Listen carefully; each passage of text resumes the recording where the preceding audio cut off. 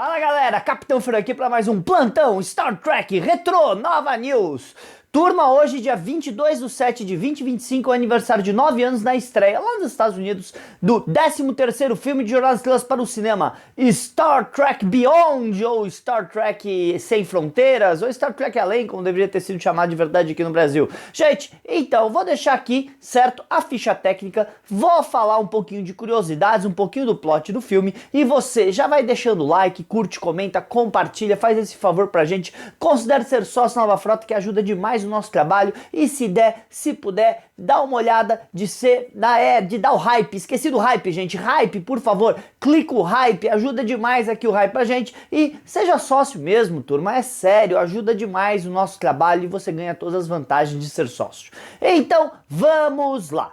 Gente, esse filme aqui é o terceiro filme, certo, da Kelvin Timeline, que é uma linha, tá, um universo paralelo que foi chamado de Kelvin Timelines, que começou com o filme Star Trek de 2009, certo, dirigido pelo J.J. Abrams. Então esse filme, por ser da Kelvin Timelines, também é produzido pelo J.J. Abrams e pela sua empresa, a Bad Robot, que até o momento ainda é a detentora dos direitos cinematográficos de Jornada nas Estrelas, apesar do dono da marca ser a Paramount. Porém, J.J. Abrams, diferentemente dos outros dois, não dirigiu esse filme. Quem dirigiu esse filme foi o Justin Lin. E quem escreveu esse filme foi o ator Simon Pegg e então com ele Doug Jug. Agora, é interessante isso. Por quê? Porque quem começou o trabalho desse filme, na verdade, foi o Robert Orci. Robert Orci, que foi um dos 4 arquitetos lá, junto com o Abrams, com o Lindelof e com o Kurtzman, que desenvolveram a Kelvin Timeline e também estava aí na mesma equipe, certo, no segundo filme deles, certo, 12º, o Into Darkness. Quando chegou nesse filme, tanto o J.J. Abrams estava ocupado lá com Star Wars, quanto o Kurtzman estava ocupado com o filme da Múmia, que deveria criar o universo cinematográfico de monstros da Universal, certo? E eu não lembro o que o Lindelof estava fazendo, mas nenhum deles estava disponível, o que deixou o Orci sozinho nesse filme. O Orci escreveu um roteiro e pretendia dirigir esse filme, porém a Paramount falou que o filme era Star Trek demais. Eu sei, é um sério problema, né, Paramount, um filme de Star Trek que saiu para comemorar os 50 anos de Star Trek ser Star Trek demais. Eu te entendo muito, pá. Na época o que estava fazendo sucesso, certo, era a Marvel, e eles queriam uma coisa mais próxima de Guardiões da Galáxia. Então eles chamaram o Pegg aí para reescrever e adaptar o roteiro. E é interessante que, apesar do roteiro original ser do Orci, os créditos vão apenas pro Doug e pro Pegg. E o Justin Lin, certo, também assume aí a direção como produtor. Justin Lin, que estava famoso aí por estar fazendo os filmes de Velozes e Furiosos. A Paramount também queria mais dinamismo e mais ação no filme, então foi tudo aí que se transformou, tudo bem? Gente, quem fica na produção do filme é o J.J. Abrams, o Robert Orci e o Justin Lin. A música continua sendo do Michael Giacchino e o orçamento desse filme foi levemente 5 milhões a menos do que o orçamento do seu antecessor, ou melhor, 185 milhões. O problema é que esse filme fez apenas 335 milhões no mundo, o que para um orçamento tão alto quanto o 185, 335, apesar de ser uma bilheteria fantástica para qualquer filme, não é para um filme com mais de 100 milhões, o que fez com que esse filme nem sequer dobrasse a sua bilheteria, o que deu um problema. O filme ainda rendeu aí 42 milhões para os cofres da Paramount, certo, em DVD e Blu-ray, então é possível que ele tenha chegado perto de se pagar, mas só que a bilheteria não rolou. O filme tem 2 horas e 2, está com uma nota 7 no IMDb no momento dessa gravação. Já lá no Rotten Tomatoes, os críticos deram a nota de 86% e o público 80%. Gente, esse filme passou por sérios problemas aí em 2016. Além da briga que estava existindo entre a Marvel e a DC, que estava roubando as atenções, certo, dos públicos no cinema na época, a CBS, ela decidiu entrar em guerra com os fãs. Como assim, Fernando? Gente, primeira coisa, O Into Darkness não foi super bem recebido pelos fãs, apesar de ter feito muito dinheiro. Os fãs não super gostaram do filme, criticando ele de repetir e aumentar os problemas do filme de 2009, de não ser tão inteligente assim e ser mais focado em ação. E o Into Darkness, que na verdade é um remake da Ira de Khan com muito mais ação, certo? Não super agradou os fãs, então muitos fãs não estavam contentes com a Kelvin Timeline. Nessa época, os direitos de Star Trek estavam divididos entre CBS para a televisão e Paramount para o cinema. A CBS estava em guerra com os projetos de fãs, também conhecidos como os fãs filmes, certo? Principalmente depois do Prelúdio de Axanar ter ganhado aí mais de 1 milhão em doações para eles fazerem o filme deles, que tinha só saído o Prelúdio. A Paramount não gostou, processou e baixou regra contra as produções de fãs, o que fez com que os fãs de Star Trek retaliassem, boicotando o filme. Só que o filme não é da CBS, o filme era da Paramount,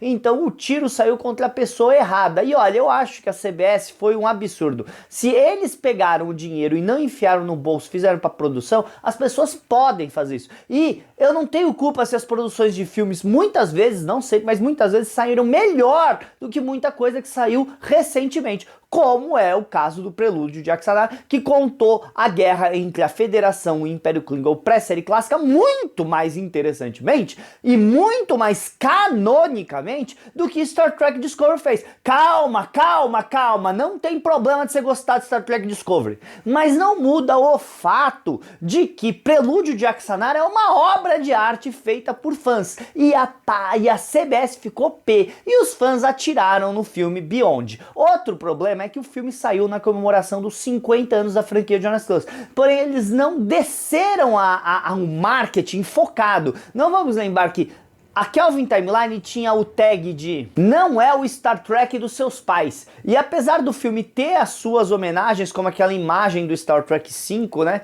que o Spock recebe, o filme tem as suas homenagens, mas eles foram bem leve na ideia de comemorar os 50 anos de Star Trek. E isso deveria ter sido mais forte, e muitos fãs também não gostaram da comemoração de 50 anos ser na linha alternativa que falava que esse não é o Star Trek de seus pais. Então o filme teve vários problemas para colocar.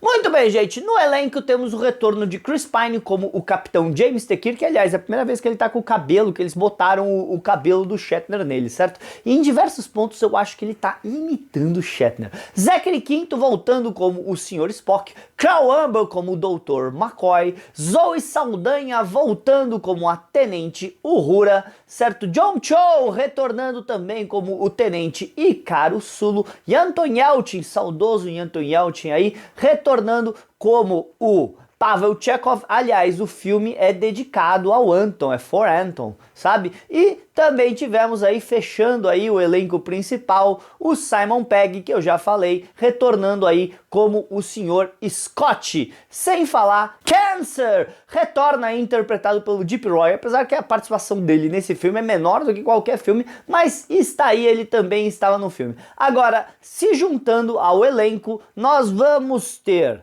o Idris Elba como o Krall, certo? Grande ator. Sofia Botala como a Jayla. Sohe Al-Ghushor como a Commodore Paris. Você deve lembrar dela por ter feito The Expanse, né? Que ela foi presidente, foi conselheira, certo? Ela tava demais no Expanse. E, finalizando, tivemos aí o Danny Pudi, que é, sabe, famoso por Community, ele era amigo, certo, do Justin Lin, certo, fazendo o alienígena Fija, e o Greg Grunberg fazendo o comandante Finnegan. O Greg Grunberg, ele é amigo do JJ, ele aparece em tudo que o JJ faz lá, desde Felicity, certo? Então ele vem pra esse filme também. Algumas curiosidades pra vocês. Gente, não, esse filme não teve o Leonard Nimoy, certo? Ele estava falecido, inclusive esse filme é dedicado ao Anton e For Loving Memory of Leonard Nimoy, certo? E tem a homenagem a ele, a todos os atores, como eu já falei aqui, certo? Esse filme aí também ele concorreu, foi indicado, perdeu o Oscar de maquiagem para o Esquadrão Suicida. Afinal, você não quer comparar aquela maquiagem fantástica do Idris Elba,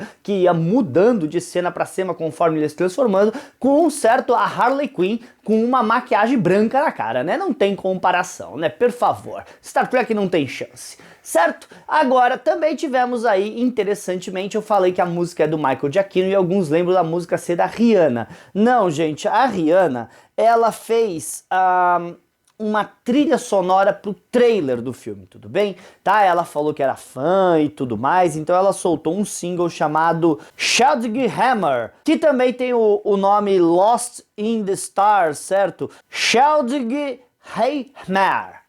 Chadwick Hammer, qualquer coisa assim, certo? Agora é interessante que na China não foi ela que fez o single. Lost in the Stars foi feito por Zaga J, ou também conhecido como Jason Zaga, certo? Então a gente tem aí essa diferença e foi só para os trailers, como eu já tinha falado, tudo bem?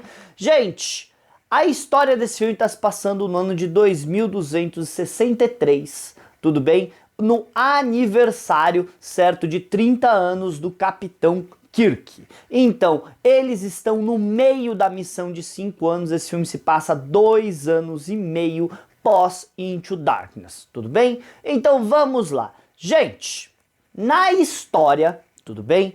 A Enterprise, no meio da sua missão de 5 anos, vai até a base de Yorktown, a nova base da frota estelar, composto como uma cidade espacial cheia de civis que foi construída na beira de uma nebulosa que guarda espaço inexplorado. Qual é a inteligência de você colocar uma cidade espacial cheia de civis do lado de uma nebulosa que ninguém foi olhar o que tem, hein? No meio disso, Capitão Kirk comemora seu aniversário de 30 anos e ele está em depressão porque ele estaria ficando agora 1 ano mais velho que seu pai estava quando morreu lá no filme original, o que está fazendo com que ele pense em deixar a patente de capitão e pedir uma promoção para a cadeira de contra-almirante que teria lá na Yorktown e deixar a nave para o Spock. Porém, o Spock também está passando uma crise pessoal, que ao chegar em Yorktown, ele descobriu que o velho embaixador Spock faleceu em Nova Vulcano, o que fez com que ele terminasse com a Uhura e decidisse deixar a frota estelar para ir assumir o papel de Spock lá em Nova Vulcano. No meio de tudo isso, certo, uma alienígena desconhecida chega à base de Yorktown pedindo ajuda da frota estelar para resgatar a sua tripulação que estaria na nebulosa, o que faz com que Kirk e a Enterprise vão até a nebulosa, porém lá Krall espera-os para uma emboscada, para uma arapuca. E agora, com a Enterprise destruída, maior parte da sua tripulação capturada e toda separada, o Capitão Kirk precisa derrotar Krall, impedir que ele destrua a base de Yorktown e salvar a sua tripulação. Gente, eu sei que do jeito que eu falo, o plot parece um tanto quanto infantil e meio bobinho, cheio de CQs, tá? Mas eu gosto muito do filme. Pra mim, o melhor da Kelvin Timeline é o que melhor explora os relacionamentos interpessoais da tripulação. E vamos falar a verdade, o que a gente quer em Star Trek é ver o relacionamento interpessoal e a aventura. E esse filme mostra muito bem a aventura. Gosto de tudo que eles fizeram? Gosto da descrição da Enterprise? Não. Gosto das coisas, por exemplo, eles usarem a música Sabotage para derrubar lá do Beast Boys para destruir uma frota? Apesar que a cena é bem divertida. Não gosto, tá? Mas, de uma maneira geral, esse filme é muito bom. Eu gosto bastante do filme. Eles têm referências, ele é legal. Aquilo não é, tá? Só pra falar, a nave do Krall, gente, pelo amor de Deus, aquilo não é. É um cruzador NX que eles fazem referência à Guerra Índia, à Guerra Romulana e tal, mas não é a mesma classe da nave do Archer, é bem diferente. Mesmo porque a teoria que parece que é a mais real que tem, é que tudo isso, o universo, a Kelvin Timeline não foi criada pela viagem da Narada lá no filme de 2009. Eles atravessaram para esse universo paralelo. Então as ações anteriores não são as mesmas que a gente viu em Star Trek Enterprise. Até aí, de novo, o filme é muito bom, eu gosto bastante do filme, acho que vale a pena, certo? Ano que vem ele faz 10 anos, só que ano que vem eu vou estar focado no aniversário da série clássica. Então a gente já tá fazendo a ficha e comemorando agora. É isso, gente, então. Curte, comenta, compartilha. Fala pra mim se você gosta desse filme, que você achou. Eu vi no cinema e você viu no cinema? Eu acho que eu vi 2 vezes no cinema, não tenho certeza. Mas é isso, gente. Então, falou, galera.